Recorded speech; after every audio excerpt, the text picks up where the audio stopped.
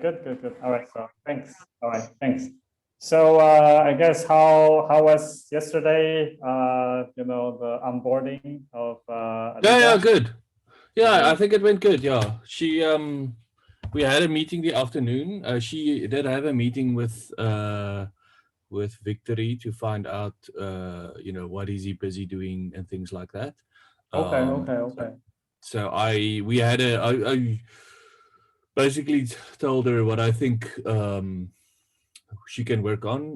Basically what we're trying to develop in terms of the channel based pub sub followed by the spatial based pub sub. Okay. Okay. And so on. She Okay. has looked at some of the vast code. So yeah, I think it is the Okay. vast code she's had a look at.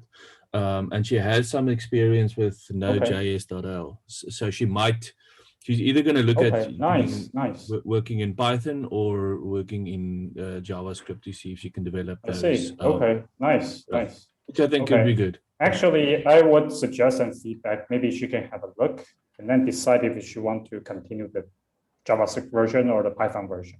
Okay. Yes. I Yeah. mean, Yeah. yeah, because I think up to her, right? Because depending on what she's more comfortable. Okay. Yeah. Yeah. All right. So Hello, Victory, Victory. hi. How are you? Hi everyone, I'm good. Hi. How are you? So yeah, hope you had a great day and yeah, and yesterday Alida joining was quite nice, right? Yeah, it was quite nice. I was able to Okay. see her yesterday afternoon Oh, really? In person? and in person. Yeah. Oh, Yeah, nice. she's working at the nuclear power station, literally.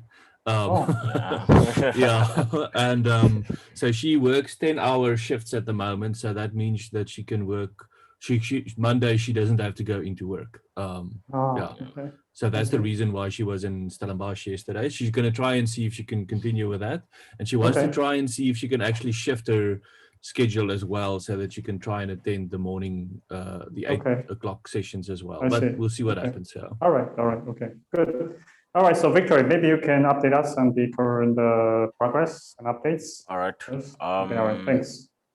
Just hold on. I'm just gonna share my screen quickly.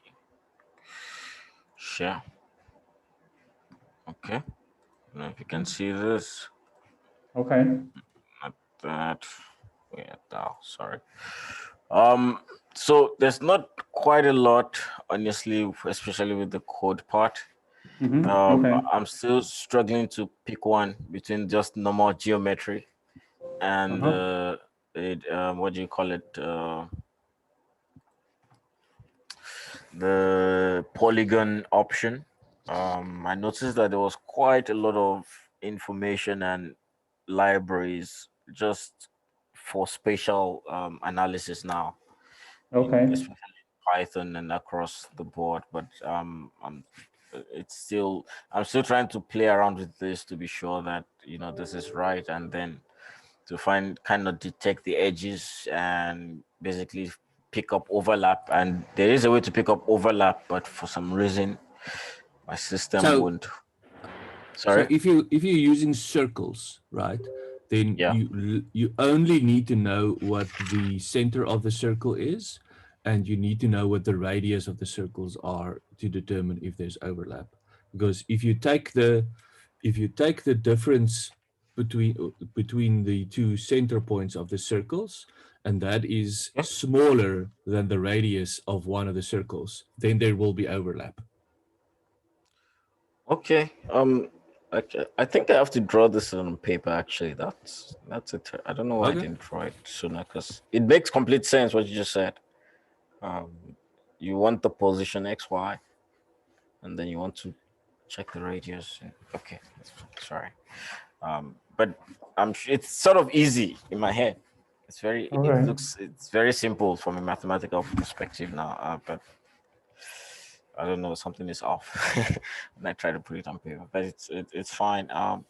But in the meantime, I think I played around with the write up a little bit as Okay. well. Sorry, just hold on. I think it's this one. Sorry, yeah. try to plug in a few new information. I think the key parts that were added were maybe this and maybe some of that. I think I reworded this a little bit. I don't know if you can read it.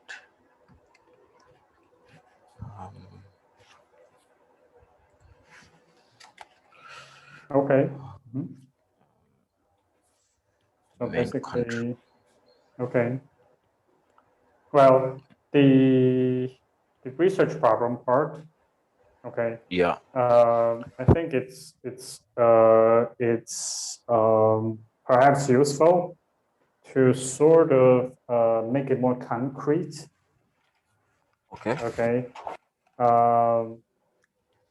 I guess the because this it's kind of like okay, but that could be, I guess, the objectives and scope part, right? That could also be the objective. So I guess Herman, you'd like to have some feedback on this? Is this now for the symposium, or is this for the? Right. I think this is is a symposium. This is a symposium. Symposium, yeah. This is actually, I think, an outline to try to answer. This all is the these I'm trying to questions just to break it address. down. I'm gonna like put them in the proper structure eventually, but this is just like copying out the key points from the outline and just to try to compress it into like a small mini page, and then So try to answer those questions. Yeah. So I in guess your my research question. problem. Yeah. Oh, Yeah. sorry. Actually. Yeah, I guess the question I want to maybe Herman can feedback a bit is about research, the difference between research problem and objectives and scope. Yeah. Right. Like how are the two different, right? And the I guess how should they be presented? Yeah. So the research problem typically is,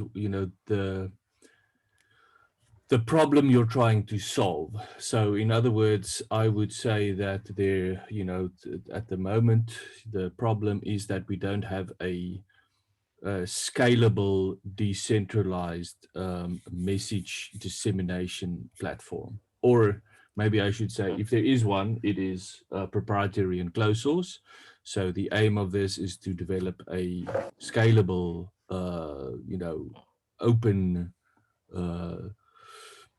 message dissemination platform or protocol for spatial, or but basically we want to get to the whole concept that we have messages that we want to disseminate in a spatial way, to make it more efficient and to make it more scalable. And the existing solutions are either proprietary or they are not.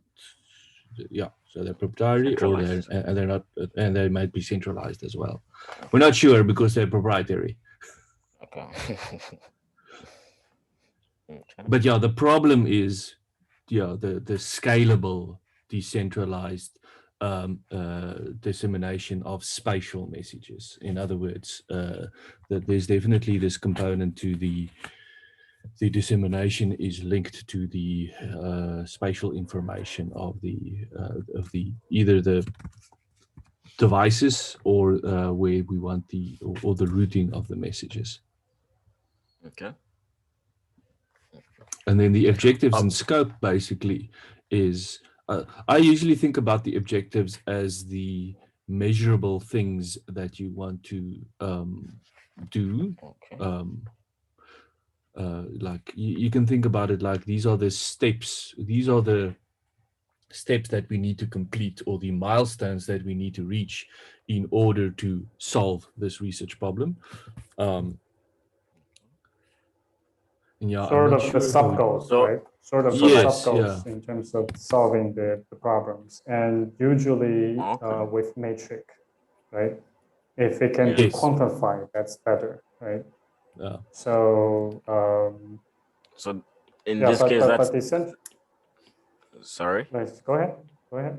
I was gonna just ask. So it's basically more specifics now in the objective section. as to the I guess you want to say things like you want to develop a decentralized spatial routing algorithm. You want to develop a spatial publish subscribe protocol that is that can be used to route these messages. And then I get what you probably also want is something like you want to evaluate develop the simulation or the emulation infrastructure in order to evaluate the spatial routing protocol at scale. So in other words, you can think about it as to show that we have a scalable, decentralized, spatial routing protocol. We first need to develop it, right? And then, but when you can also say, develop the spatial publish subscribe API if you want to, but that is to a certain extent, or extended or something like that. But definitely the part about, okay, but you also want to basically develop the infrastructure on which you're going to evaluate how well it works and compare it to the existing the infrastructure which you mentioned there. And typically what you would want is you want to mention, okay, but what are these existing infrastructure to which you want to compare? Is it LoRaWAN? Is it MQTT, which is a channel-based pub-sub? Well, it's a centralized one. Okay. So in other words, yeah, I mean, I think if you say something like better than existing infrastructure, the question is, okay, but what is the existing infrastructure you are referring to? Okay. So yeah, specifics in the objectives would be good. All right. I mean, some of it can be in the future work, although, this is because for a doctoral symposium, you don't have finished work. You have, this is the idea that we have. This is the progress that we've made thus far with, if you're lucky, some preliminary results. And this is what we still need to do. And then typically at the doctoral symposium, other people will make comment on, is this a good plan? Did you think about this? What about that? Hey, did you think about that protocol? It could be useful for what you're doing. Okay. So I'm guessing that. Sorry, Shin, just go on. Okay, no, go ahead. I'll make my comment later. Go ahead. Sorry about that. I just wanted to confirm then that it means basically some of this stuff sort of falls under the methods used as well, in terms of the approach in the objective section. Well, objective is more like the goals, like what you want to achieve, and methods it's kind of how. Okay. See? Okay. Sorry. Like okay, if you use an analogy, objective is kind of like the what. Yeah. And methods is more like the how. Okay. Okay. Okay. Yeah. Okay. And the feedback I wanted to add is actually you can use this as an opportunity to get feedback. Yeah. Okay. I mean, I think the goal for the doctoral symposium is to enable and encourage exchange and dialogues between the students and other researchers or other students, right? So when you are doing and writing this, you can also think of this, this is not a finished piece of work, but rather a report on work in progress. So you could also like pose questions, that you are curious about, and you might want to sort of get people's feedback on, Yeah. You see that? And that actually, if you think of it that way, that's actually an interesting way you look at what you're writing now, which is, you know that some articles are sort of intent to provoke thoughts, right? To provoke discussions. Yeah. Right? Okay. Yeah. So I guess this is the other angle. For example, like what is the decentralization benefit that if such a infrastructure can be made in a decentralized way, what will be the potential economic benefits or sociological benefits that this can bring? Okay. That can be, I guess, also posed as a question, Okay. To the people. And also, how can it be done, like technically, right? So we will offer like our thoughts, but we should present in such a way that we welcome feedback as to like, do you think this is a good approach? Or do you think there's a better approach we should consider? You see? Okay. Victor, are you getting what I'm trying to, I guess, convey? Yeah, I am listening. Which is, you're when you're writing these things, keep in mind, you are not, presenting the solution as an expert, as something that's already solved. Rather, it's kind of more like posing the question to your audience and giving them our tentative ideas on the solution, and then try to engage dialogue and feedback. Okay. Okay, and I think if you're writing that way, I think actually the audience, the whoever reads or reviewers or the audience will appreciate it more. Okay. Okay, because you're adding value in terms of bringing interesting questions for people to think about. Yeah. Okay. So another way is potentially write down all the questions you have in your mind. Okay, like unsolved questions and questions you have yourselves. And I guess try to put that into into the structure of the paper. And some we might try to answer, but some you can leave it open as well. Okay. You see what I'm trying to say? I see what you mean. Basically, the approach to the wording is more inquisitive. Exactly. Exactly. Okay. Exactly. As opposed to definitive. Okay. Okay. I see what you mean. All right. Okay. And I think that would also be more fun to write, Yeah. in a sense that you don't have to worry so much about you being right. Okay. Yeah. As opposed to, like I am exploring this question and I kind of have these answers, but I will be really curious to know like what is your thoughts or what is your feedback. Okay. See? Nice. That it's a different kind of attitude, I guess I'm trying to say. Yeah, it is. It is. Okay. I see what you mean. I didn't think of it like that. Okay. Right. Go ahead, Herman. Go ahead. I mean, part of the doctoral symposium is based. I mean, someone could say, oh wait, no, but there is already a solution to this problem. It's, this, and then, I mean, we think the odds of that is quite low. We believe, but like very, very low. Well, Herman, not necessarily. Actually, I think this is something I think that would be interesting and why this kind of thinking actually will help. When you enter, I think, there are times when I think actually a lot of reviewers tend to do this. They will ask, like, say, haven't X already done this? Like, isn't this like this person, like this guy, have you checked into this guy's work? I think that's quite similar to what you're doing. Isn't this already solved? You see? And that's important because you don't want to get to the end of your studies and then find out the novel and significant contribution you're making has been done already. Has been done by someone. Because then it's not novel anymore, and then it's a problem. Right, exactly. Yeah.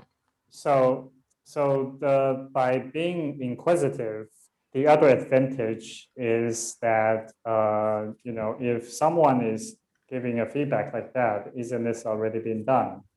Then actually you can ask questions. Like if you have like 10 related questions regarding the problem space, you can actually ask questions in terms of, but has that solved this issue yet? Or okay, how did it address that issue? Okay, and you see, and very quickly, I think the conversation we will discover that, well, maybe that existing solution has certain angle addressed well, perhaps, but maybe not some other angles. okay. Yeah. See? So that So also gives you the ability to sort of let people or your audience to understand what is your potential research contribution. Okay. Yeah.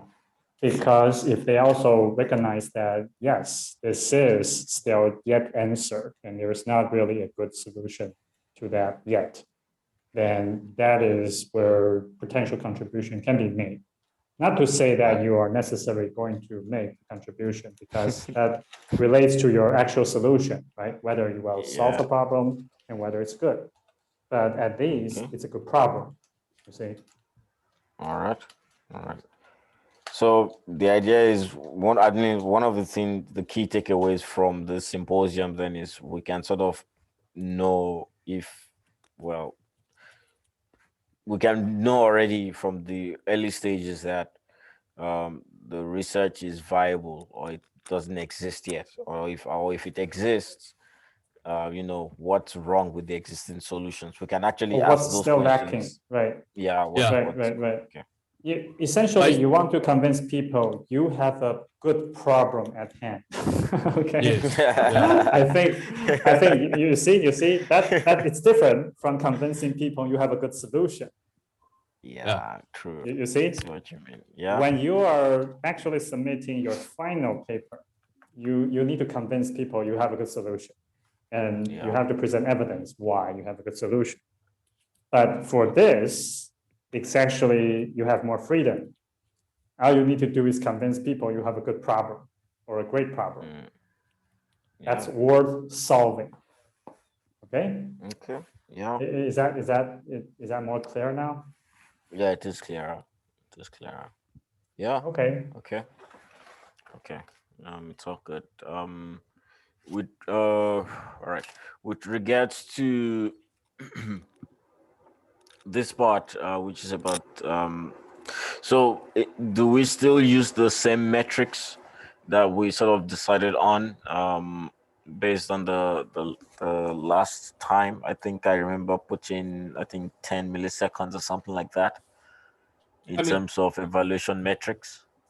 You can I think the key thing here is you want to connect it to, you know, an existing, it's like 5G has latency of this. Exactly. So we want to, which is an existing way of doing it. So we either, I mean, you can't be worse than 5G because then we'd rather just use 5G. Well, except if you can show that 5G is not scalable or that your solution is more scalable, because then there's a class of problems which doesn't need millisecond latency, but can, you know, which, but still, you know, might require more scalability or scaling, you know, you can, but yeah, that's the reason why you want to say, okay, we want to show, you know, this is what we're aiming for. And, you know, this is why we're aiming for these values, because, you know, we get these values from, you know, that existing solution or this existing solution, or, you know, we want to use this for interactive VR, and for that you need, you know, very low latency or whatever. Okay. For instance, if you're doing decentralized Uber or ride hailing, you probably don't need millisecond latency, right? Because a human being won't notice the difference. But you can't also wait 5 minutes for a message to be delivered, because that is too long. But if you're doing virtual worlds and you want to do, you know, consistency of the virtual world, then you do need millisecond you know, latency for your messages. Yes. So one thing I like to feedback, and, you know, this is also part of the work, is that the actual latency, well, a lot of times depends on some of the physical constraints or conditions, you know, like the hardware that you're using. Okay, 4G, 5G, all that. So I think, well, that is useful, especially in your evaluation part. But the more important thing is actually to show that it can scale. It has a scaling behavior. Okay. Okay. And by that, I mean that as the number of nodes increase in the system, okay, the latency, let's say the average or the maximum latency, actually scales sublinearly. Okay, Victor, you get what I'm saying? I think we talked about this before. We talked about this, yeah. Yes. Right. You want to show a curve, where the latency increase is not as much as the number of nodes. Okay. Because if you can show that, because the worst is if latency increase exponentially, which is super linearly with the number of nodes. Okay, then that is clearly not scalable, right? Because if the number of nodes and you have that in a fully connected network. Okay.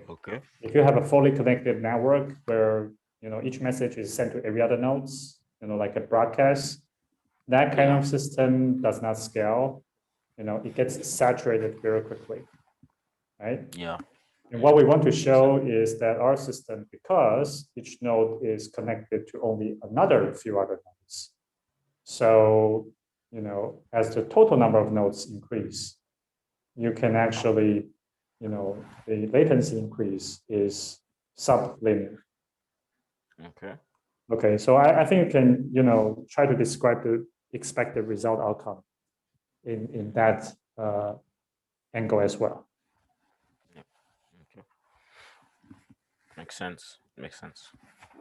All right. Just taking the notes down. Okay, no, that's fine.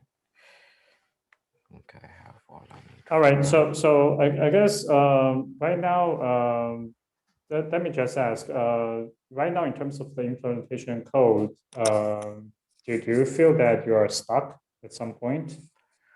So usually once I get back past the stock stage, it's usually significantly easier. Okay. I think I would have to call in the mercenary today, just to. Okay. All right. Okay. Yeah. But once that, especially, I sort of have a lot of hope in Docker. I don't know why, but I think once the simulation part is sorted, the practical implementation is usually like straightforward. We might just have to spend a bit more time on the testing and the data analysis, basically. And I will call Manisio today, and then try to. I know he's also working on it on the side. I think he did say he was working on it. Okay. And then we can work together. Yeah. So I think coming back to the implementation, I still would consider the most critical part is to get a spatial pub/sub matching to work, to show that it works. Okay. Because I think right now it's still about the definition of the areas and overlaps and all that. But you need to get to the part where a request, with an area is being matched by a subscription area. Okay. And then after you check and they overlap, and you deliver the publication to the subscriber. We need to see that. Okay. That is something I still think it's the single most critical thing right now. Okay. Is that clear? Makes sense. Yeah. Yeah. So I think if possible, I'd like to see that tomorrow. Okay. All right. I shared some notes on how you can calculate that two circles are overlapping on Vastverse if you want to have a look at that. Oh, okay. I'll check it out now. Right. And regarding the paper part, thank you. Nice. Regarding the paper part, if you're stuck at the implementation or just need a break, the paper part just focus on writing materials for now. Okay. Just try to write down as much as possible right now, and try to fill each section. Because right now I think it's the stage of outputting your thoughts mainly. Okay, and basically capturing all the ideas, all the questions, all the, the description and about the problem or the solution on paper. Right now, that's the critical part. Yeah. Okay. Yeah. Focus. And worry about editing later. Okay. Worry about where to put that later. Try to get more. Yeah. Okay. So Herman, anything you'd like to add? Or no? Yeah. That's good. Okay. All right. So Victor, so we'll sync tomorrow. Okay. Yes. Regarding the new update. Okay. All right. Thanks. Thanks so much. And Herman, you have a few minutes to chat. Yes. You Yeah. have a few. Okay. All right. So maybe we can discuss a bit. All right. Thanks, everyone. Okay. All right. Okay. All right. So thanks, Victoria. Yeah. Thanks. All right. Yeah. Bye.